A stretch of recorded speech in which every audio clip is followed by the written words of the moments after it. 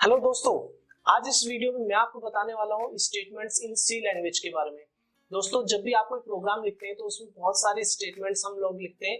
तो आज इस वीडियो में मैं 4 बेसिक स्टेटमेंट्स के बारे में आपको बताऊंगा। That is type declaration statement, arithmetic statement, integer and float conversion और टाइप कन्वर्जन। दोस्तों, ये वीडियो आपके सी लैंग्वेज के बेस को और ज्यादा मजबूत करेगी, क्योंकि बेसिक स्टेटमेंट्स है जो जनरली ज्यादातर हम लोग गलतियां कर देते हैं लिखने में। तो बिना देरी किए शुरू करते हैं आज की वीडियो।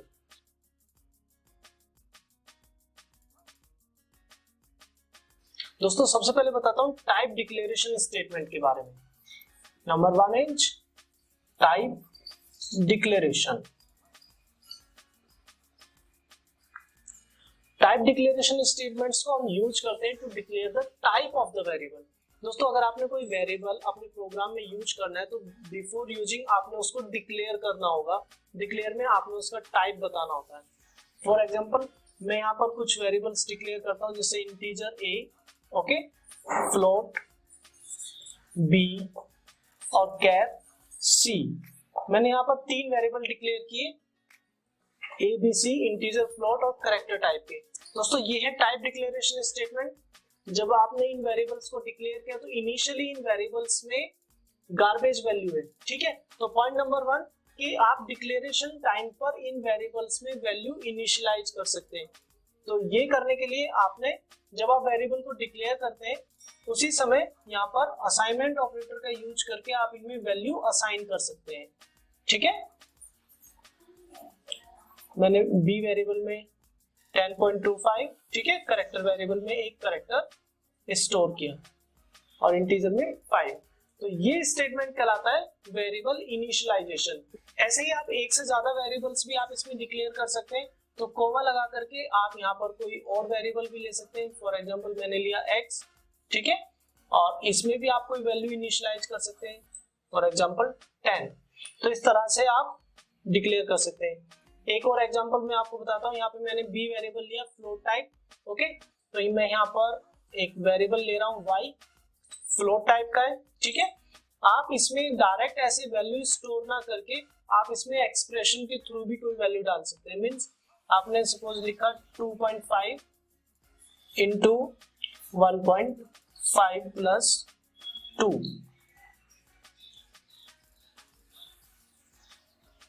विजिबल है? नहीं, यही तक रखते हैं। 2.5 इंटू 1.5। तो आप कोई एक्सप्रेशन, तो कंपाइलर इस एक्सप्रेशन को इवेल्युएट करेगा, जो भी रिजल्ट आएगा उस रिजल्ट को y वेरिएबल में स्टोर करेगा, ठीक है। तो आप किसी भी वेरिएबल में एक्सप्रेशंस के थ्रू भी वैल्यू स्टोर कर सकते हैं, जरूरी नहीं कि आप डायरेक्ट कोई वैल्यू ही लिखें। पॉइंट नंबर 2, दोस्तों, ये जो वेरिएबल्स डिक्लेरेशन का जो ऑर्डर है, वेरिएबल इनिशियलाइजेशन का जो ऑर्डर है, ये इंपोर्टेंट है समटाइम और समटाइम्स नॉट। इसको मैं समझा देता हूँ। इसके लिए मैं सिर्फ इंटीजर वेरिएबल ले रहा हूँ, ठीक है। परफेक्टली वैलिड, कोई एरर नहीं है, ठीक है। अब अगर मैं ये करता हूं, मैंने एक वेरिएबल डिक्लेयर किया a is equal to 5, x is equal to a plus 2, okay. तो x वेरिएबल a में तो कितना है 5 और x वेरिएबल की वैल्यू 5 प्लस 2, a की वैल्यू कितनी है 5, 5 प्लस 2 7, x की वैल्यू हो गई 7। ये भी परफेक्टली वैलिड है, तो ये ऑर्डर सही है। लेकिन अगर आप ये करते हैं a is equal to x plus 2 comma x, okay, या x में भी आप कोई वैल्यू इनिशियलाइज कर दीजिए, ठीक है, नो प्रॉब्लम। तो यहां पर एरर आ जाएगी। एरर क्या आएगी? देखिए, ये लेफ्ट टू राइट एग्जीक्यूट होता है। तो यहाँ पर आप क्या कर रहे हैं, आप x वेरिएबल को यूज कर रहे हैं बिफोर डिफाइनिंग इट। अभी तक कंपाइलर ने x वेरिएबल को डिफाइन नहीं किया और आप a वेरिएबल में x वेरिएबल की वैल्यू और उसमें प्लस 2 करके उसको a वेरिएबल में स्टोर कर रहे हैं। तो यहाँ पर एरर आ जाएगी। तो सबसे पहले आपने वेरिएबल्स को डिक्लेयर करना होता है, डिफाइन करना होता है, उसके बाद ही आप उसको यूज कर सकते हैं। हम यहाँ पर इस x वेरिएबल को पहले ही यूज कर रहे हैं, तो ये इस स्टेटमेंट पर एरर आएगी, ओके। तीसरा पॉइंट देखते हैं। मैंने कुछ वेरिएबल्स डिक्लेयर किए A B C D. Okay, ठीक है, मैंने यहाँ पर कुछ इनमें वैल्यू स्टोर कर देता हूँ।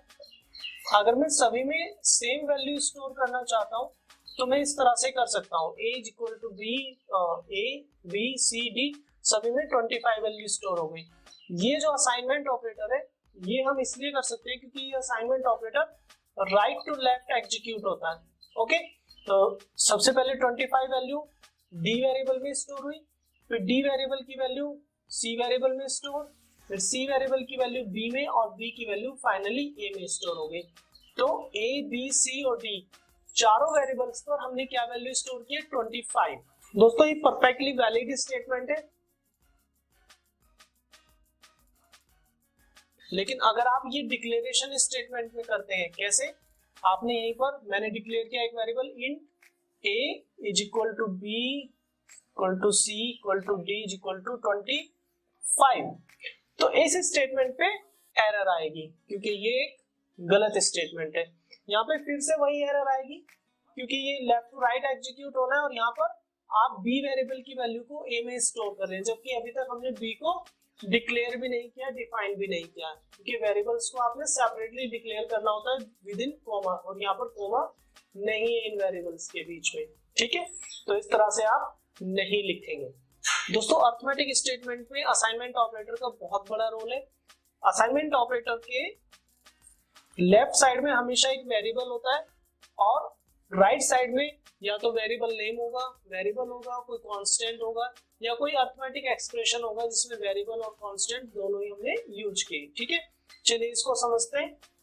हमने यहाँ पर वेरिएबल्स डिक्लेयर किया, सपोज इंटीजर a। ओके, तो a इज इक्वल टू 10, ये एक अर्थमेटिक स्टेटमेंट है, परफेक्टली वैलिड, कोई प्रॉब्लम नहीं।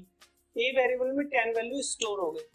इसी तरह से अगर मैं एक और वेरिएबल डिक्लेयर करता हूं b, ठीक है, तो आप b में कोई एक्सप्रेशन भी स्टोर कर सकते हैं, जैसे जिसमें आपने लिखा a प्लस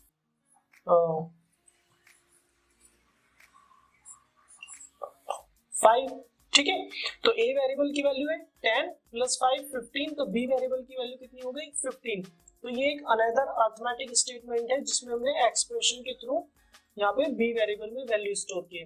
दोस्तों ये असाइनमेंट ऑपरेटर क्या करता है कि इसके राइट साइड में जो वैल्यू है, ठीक है, कांस्टेंट है या कोई भी एक्सप्रेशन है, उसका जो भी रिजल्ट आता है ये उसको अपने लेफ्ट साइड वेरिएबल में स्टोर करता है।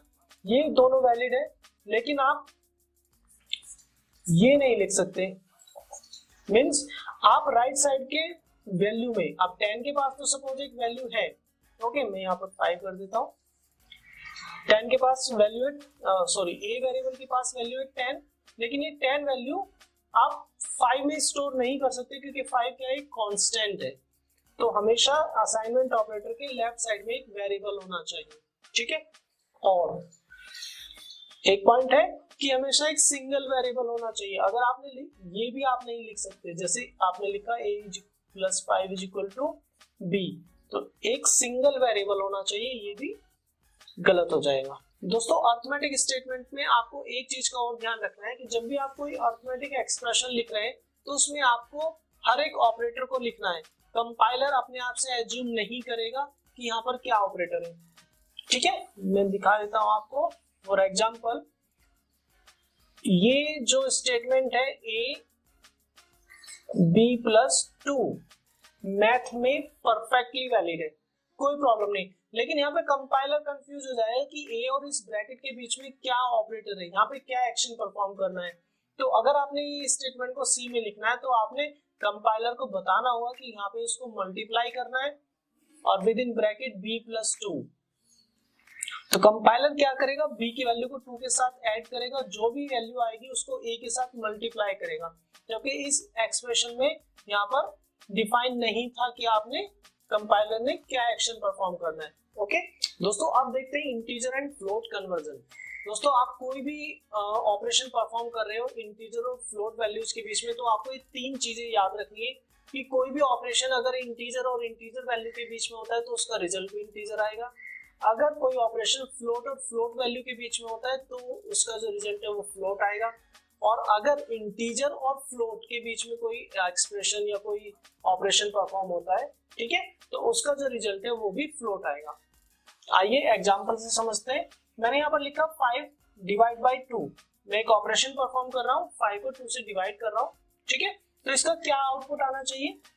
मैथमेटिकली देखें तो 2.5 आएगा, ठीक है। लेकिन क्योंकि दोनों वैल्यूज आपकी इंटीजर है, तो इसका जो आउटपुट है वो भी इंटीजर आएगा। ओके, तो 5 divide by 2 is equal to 2। इसका जो आउटपुट आ रहा है वो 2 आ गया है। अगर दोनों में से कोई एक वैल्यू आपकी फ्लोट है, तब जो आउटपुट आएगा, जो रिजल्ट आएगा, वो फ्लोट में आएगा।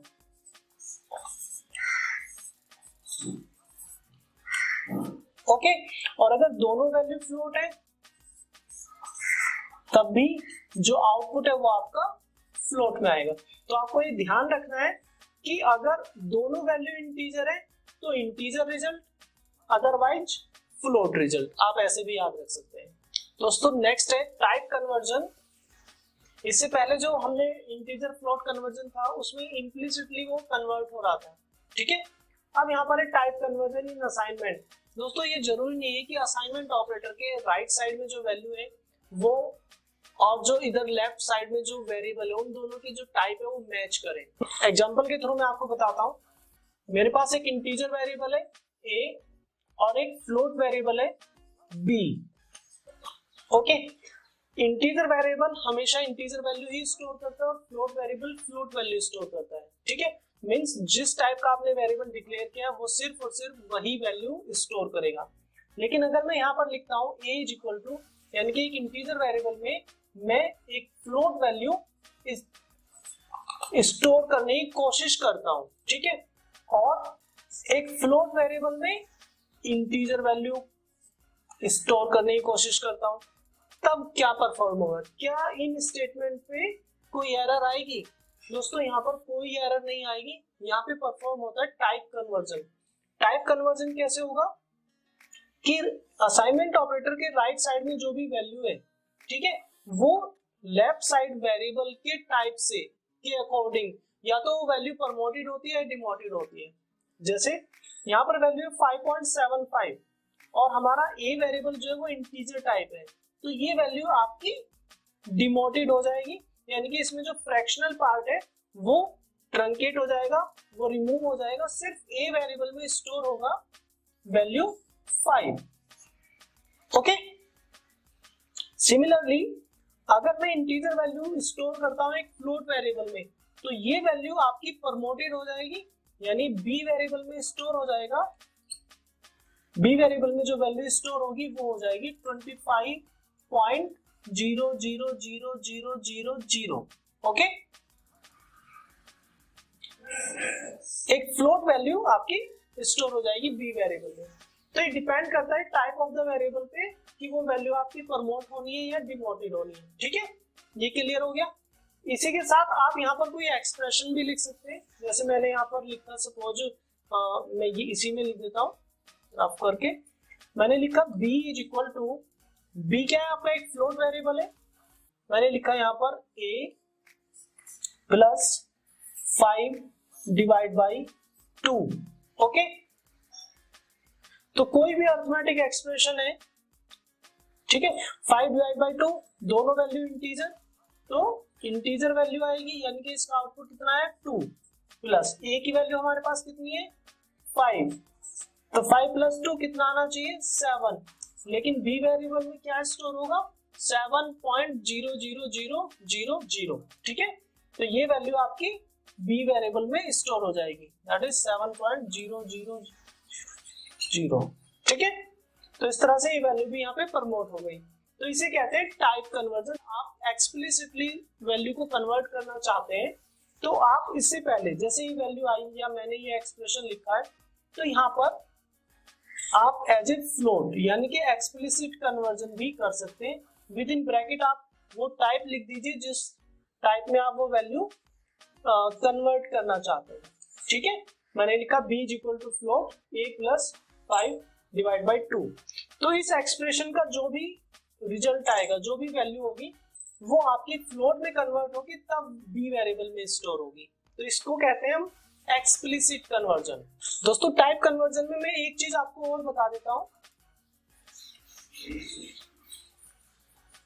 अभी मैंने इससे पहले इंटीजर फ्लोट कन्वर्जन में आपको बताया था 5 जैसे डिवाइड बाय 2 और 5.0 डिवाइड बाय 2.0 और 5.0 सॉरी 5 डिवाइड बाय 2.0 और 5.0 डिवाइड बाय 2.0। मीन्स अगर कोई ऑपरेशन इंटीजर के बीच में या इंटीजर और फ्लोट के बीच में या फ्लोट और फ्लोट के बीच में, ठीक है, तो क्या वैल्यू आती है। अगर आप जिस वेरिएबल में वैल्यू स्टोर कर रहे हैं अगर वो इंटीजर है, ठीक है,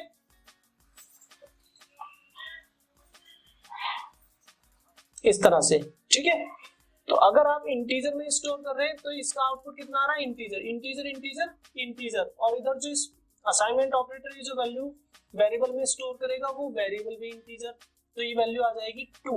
ओके, यहाँ पर दोनों फ्लोट वेरिएबल है आपके, दोनों में से एक फ्लोट कर लेते हैं यहाँ पर, ठीक है, तो एक फ्लोट है एक इंटीजर है, आउटपुट आना है फ्लोट में दैट इज 2.5।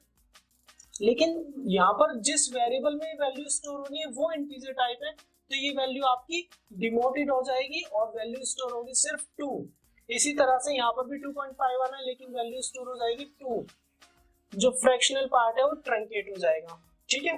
तो ये भी डिपेंड करता है कि आप कौन से वेरिएबल में वो वैल्यू स्टोर कर रहे हैं, उसी की टाइप के अकॉर्डिंग वो वैल्यूज आपकी प्रमोटेड या डिमोटेड होती है।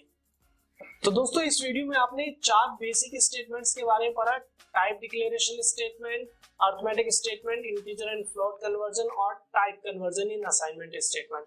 दोस्तों ये सभी स्टेटमेंट्स आपके सी लैंग्वेज के बेस को और मजबूत बनाएंगे। उम्मीद करता हूं कि आपको ये टॉपिक क्लियर हो गया होगा। कोई कंफ्यूजन है, कोई क्वेरी है तो जल्दी से कमेंट करके मुझे बताइए। वीडियो अच्छी लगी तो लाइक कीजिए, दोस्तों के साथ शेयर करें और जाने से पहले सब्सक्राइब करें मेरे चैनल को इसी तरह की और वीडियो देखने के लिए। Thank you so much for watching this video.